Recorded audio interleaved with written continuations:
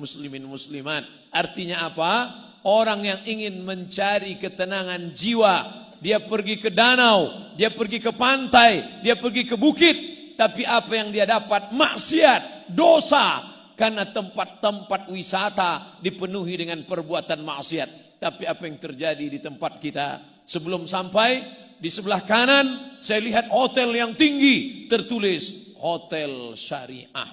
Bahkan sampai di sini saya tanya, tamu-tamu di mana? Ditempatkan di tempat yang terjaga, fasilitas hotel, tapi iman, mata terjaga.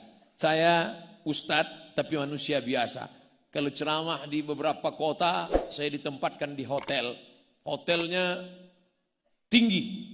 Saya kadang di lantai 9, lantai 8. Sengaja dibuat tinggi-tinggi supaya yang mau foto sesak napas naik ke atas.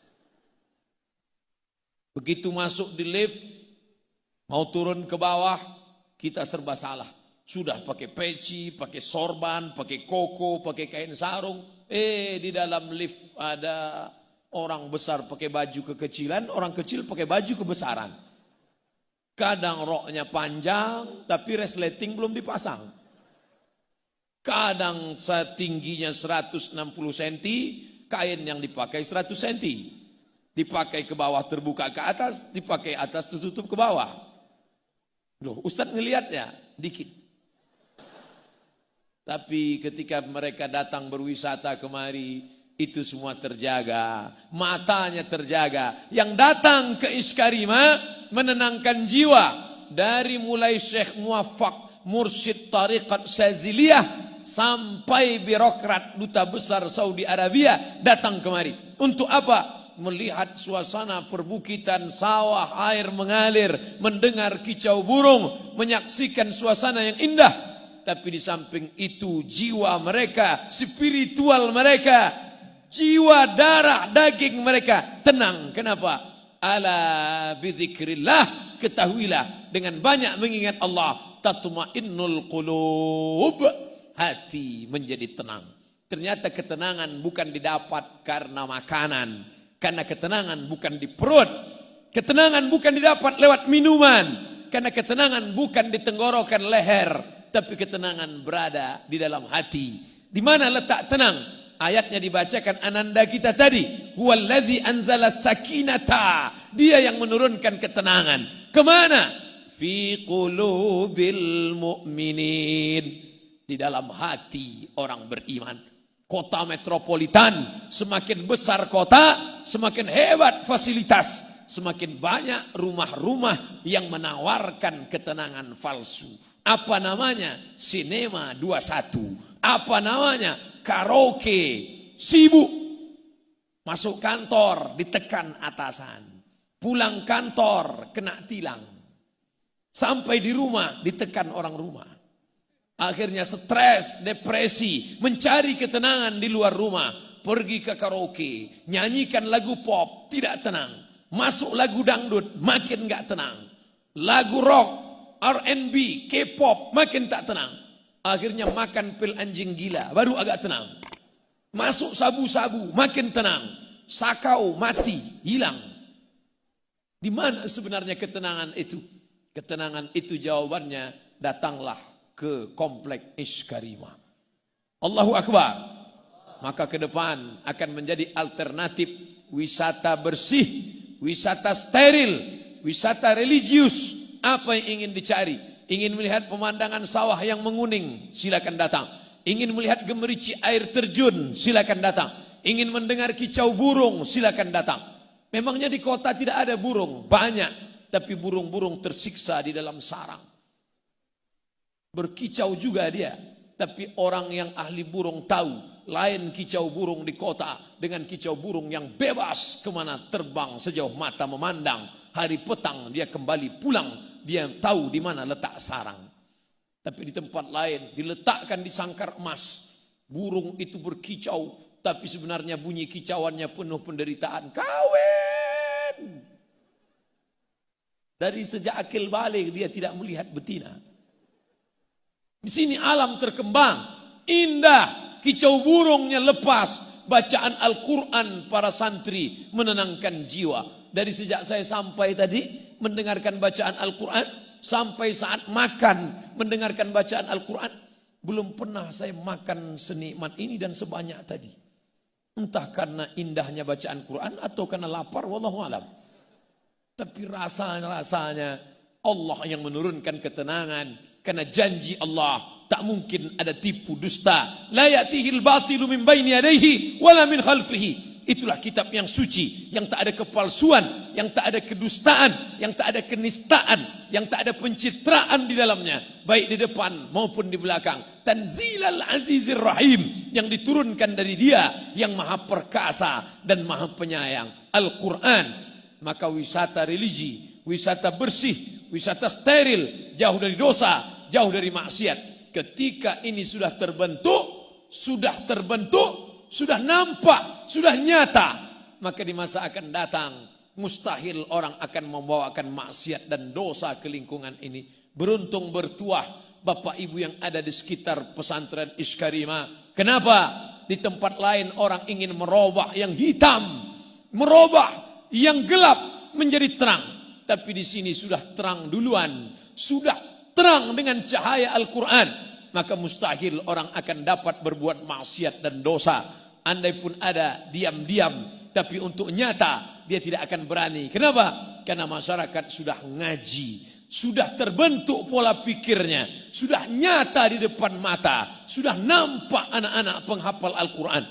Maka nikmat besar bukan karena tinggal di kaki bukit dengan udara yang sejuk, bukan tinggal di tempat suasana dengan sterilnya, jauh dari polusi, bukan tinggal di tempat penuh dengan gemerlap dunia harta benda, tapi tinggal dengan mata yang indah melihat pemandangan, hati yang nyaman mendengarkan Al-Quran. Itulah kenikmatan yang luar biasa. Hadirin hadirat, muslimin muslimat yang dimuliakan Allah SWT. Saya yakin dan percaya bapak-bapak Kapolres Dandim yang pernah bertugas di sini, pindah dia ke tempat lain. Saya yakin di tempat lain mungkin orang minta rekomendasi supaya dipindahkan ke tempat lain. Tapi saya yakin yang pernah bertugas kemari malah tidak akan pernah mau pindah ke tempat lain karena kenikmatan yang luar biasa. Ustaz kok tahu? Saya aja ingin berlama-lama di sini. Kalaulah bukan karena janji besok malam pengajian di MPR, mungkin saya akan minta nambah agak 2 malam lagi di sini. Kenapa? Karena suasana yang tenang. Oh, ini Ustaz ngomong basa-basi. Tak ada dusta di antara kita. Di tempat lain kita merasa tenang, nyaman, dingin, adem, ayam. Ternyata AC-nya kencang. Tapi di sini AC saya matikan. Tenang, sejuk, pikiran lapang, bau mata memandang anak-anak membaca Al-Quran, penuh dengan sopan santun, adab. Anak-anak mencium tangan. Saya merasa tangan saya yang penuh bergelimang dosa tak layak mereka cium. Mereka hafal Al-Quran, 30 juz di kepala mereka. Sedangkan Abdul Somad juz 30 pun kadang-kadang hilang-hilang timbul. Tak layak. Jadi jangan anakku tersinggung beberapa kali saya tarik. Bukan itu tidak hormat. Aku merasa kalian jauh lebih mulia. Makanya mudah-mudahan dengan berceramah di sini. Wasiqal ladzina taqaw ilal jannati zumara. Walladzina taqaw wasiqal ladzina taqaw rabbahum. Orang-orang yang takut kepada Allah nanti masuk ke dalam surga itu bukan sendirian. Zumara, berkelompok-kelompok, berjamaah. Ternyata yang masuk surga itu berjamaah. Dan nanti dipanggil jamaah. Jamaah mana yang duluan? Dipanggil oleh malaikat. Berikut ini jamaah yang pertama, jamaah Iskarima. Masuk. Yang pertama masuk pendiri, almarhum. Yang kedua pengurus yayasan, ketua, sekretaris, bendahara. Lalu semuanya masuk. Security masuk juga. Pas di barisan terakhir ada Ustadz Somad. Malaikat nanya, ini dari Iskarima, bukan dari Riau. Loh, kok gabung di sini? Pernah ceramah sekali. Silakan masuk. Itulah gunanya kita menggabungkan diri dengan orang soleh-soleh. Walaupun saudaraku di tengah sawah di belakang, walaupun tidak kelihatan, saya tidak tahu betul di mana batas jamaah ini, saking gelapnya. Tapi insya Allah semua yang ikut di sini mendapatkan syafaat dari para penghafal Al-Quran ini insya Allah. Tapi jangan gara-gara ini besok nggak sholat subuh lagi. Dibangunkan sama istri sama ibunya, mas, sholat subuh. Insya Allah sudah dapat syafaat dari para pelajar Iskarimah.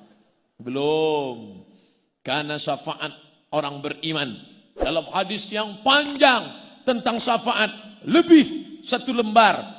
Dalam kitab Al-Lu'lu' wal Marjan fi martafaqa alaihi syaikhan, Sahih Bukhari, Sahih Muslim, digabungkan jadi dua oleh Syekh Muhammad Fuad Abdul Baqi. Syafaat Nabi Muhammad sudah, syafaat Al-Quran sudah, syafaat malaikat sudah, syafaat Allah sudah.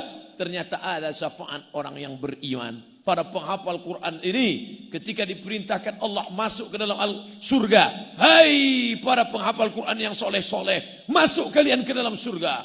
Saat itu mereka memandang ke kanan, memandang ke kiri. Mereka melihat kemana sahabatku dulu yang sama-sama sholat berjamaah dengan aku, yang sama-sama belajar dengan aku. Kenapa mereka tidak bersama aku? Ternyata mereka penghuni surga itu tidak egois. Mereka tidak mau masuk sendirian. Mereka ingin berjamaah. Mana mereka? Kata malaikat, mereka ada dalam neraka. Allah memerintahkan mereka, cari mereka. Kalau kau dapati dalam hati mereka ada iman, walaupun sebesar biji sawi, tarik mereka. Masukkan ke dalam surga Allah Subhanahu wa ta'ala. Makanya ada jamaah. Apa kata jamaah? Ustaz Somad, pandang wajah kami dekat-dekat. Tatap wajah kami Ustaz. Nanti ketika engkau masuk surga, tidak melihat kami ada di surga. Ternyata kami dalam neraka. Cari kami dalam neraka Ustaz. Lalu saya katakan kepada dia, ente pede sekali masuk neraka. Kita berdoa pagi, petang, siang dan malam. Allahumma ajirna minan nar, Allahumma ajirna minan nar, Allahumma ajirna minan nar, Allahumma ajirna minan nar. Wa qina adzaban nar, wa qina adzaban nar. Minta selamat dari api neraka. Tapi ternyata Iskarimah tidak egois. Dia tidak ingin dia saja yang selamat. Dia tidak ingin desa, kampung, kabupaten Karanganyar, lokasi daerah ini saja yang selamat. Tapi dia ingin ada negeri lain selamat. Alhamdulillah, selama pondok ini didirikan, sudah berapa cabangnya Ustadz? Hampir 40 sudah se-Indonesia. Loh, kenapa saya cuma tahunya Iskarimah di sini saja? Ternyata tempat yang lain tidak pakai nama Iskarimah. Silakan pakai nama apapun, silakan pakai identitas apapun. Yang penting sistemnya, yang penting metodenya. Apalah arti sebuah nama? Nama bisa pakai nama siapa saja, nama apa saja. Tapi sistem dipakai, Masya Allah, Tabarakallah. Baru sekitar puluhan tahun sudah begitu banyak cabangnya. Kita bermimpi 100 tahun di masa akan datang akan ada 1000 Iskarimah, 1 juta Iskarimah di dunia ini insya Allah. Allahu Akbar.